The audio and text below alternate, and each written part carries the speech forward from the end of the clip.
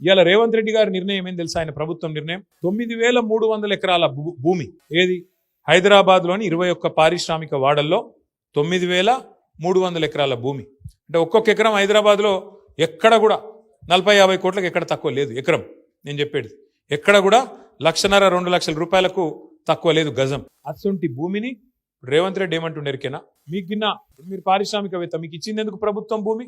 ఉద్యోగాలు ఇస్తావని, అట్లాగే తక్కువ ధరకు మీకు ప్రభుత్వానికి ఏమైనా ఆదాయం వస్తుందని ఇచ్చినాం. ఇలా దరఖాస్తు పెట్టుకుంటే చాలంట ఎస్ఆర్ఓ వాల్యూ మీద. ఎస్ఆర్ఓ అంటే రిజిస్ట్రేషన్ వాల్యూ.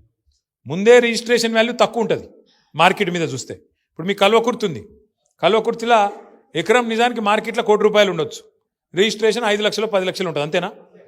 అంతే ఉంటుంది. రేవంత్ రెడ్డి ఏమంటుండే ఎరికేనా? ₹1,00,00,000 ఉన్న భూమి కేవలం రిజిస్ట్రేషన్ ధర మీద 30% కడితే చాలంట.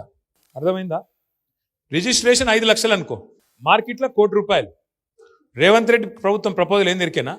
5 లక్షలలో 30% అంటే ఎంత? 1,25,000, 1,30,000. ₹1,30,000 కడితే శాశ్వతంగా ₹1,00,00,000 భూమి నువ్వు తీసుకో, అపార్ట్మెంట్లు కట్టుకో, ఏమైనా చేసుకో అంటున్నావు. ఇది దోపిడీ కాదా? ఇంతకు మించిన దోపిడీ ఇంకేమైనా ఉంటుందా? హైదరాబాద్లో ఇల్లు కడదామంటే జాగలేదు, ప్రభుత్వ ఇల్లు, ఇందిరమ్మ ఇల్లు కడదామంటే జాగలేవు. హైదరాబాద్లో పార్కు కడదామంటే జాగలేదు.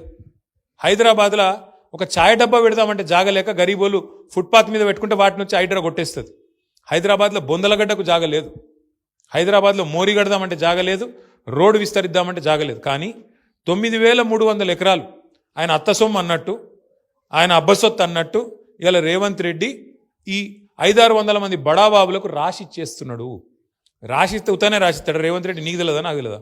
ఇవాళ 10% కాదు, ఎక్కువనే ఉన్నది. 50% ట్యాక్స్ ఉన్నది, ఆర్ఆర్ ట్యాక్స్. 50% వెనుకకు నూక్కుండే. ఇది కథ. అంటే 9,300 ఎకరాలు, ఒక్కొక్క ఎకరం 50 కోట్లు. ఎంత? 4.5 లక్షల కోట్లు, 5 లక్షల కోట్ల ఆస్తి. అందులో 50% కాంగ్రెస్ వాళ్ళు దొబ్బక తినే ప్రయత్నం చేస్తాను. ఎవరి సొమ్ము ఇది? ప్రజల సొమ్ము. ప్రజల సొమ్ము, ప్రజల ఆస్తి. పారిశ్రామికవేత్తలకు ఉద్యోగాలు ఇస్తారని, పారిశ్రామికవేత్తలు రాష్ట్రానికి ఏమైనా ఆదాయం తెస్తారని ఇచ్చింది. ఇక నా ఇష్టం ఉన్నట్టు నేను అపార్ట్మెంట్లు కట్టుకుంటా, మాల్స్ కట్టుకుంటా, నీ అయ్యసొమ్మా వాన అయ్యసొమ్మా? అందుకే మనమేం డిమాండ్ చేస్తున్నాం? వాపస్ తీసుకో భూములు, కాదంటే బహిరంగ మార్కెట్లో వేలం పెట్టు. మీరు చూస్తున్నారు కదా పేపర్లో, ఏం రాస్తున్నారు పేపర్లో?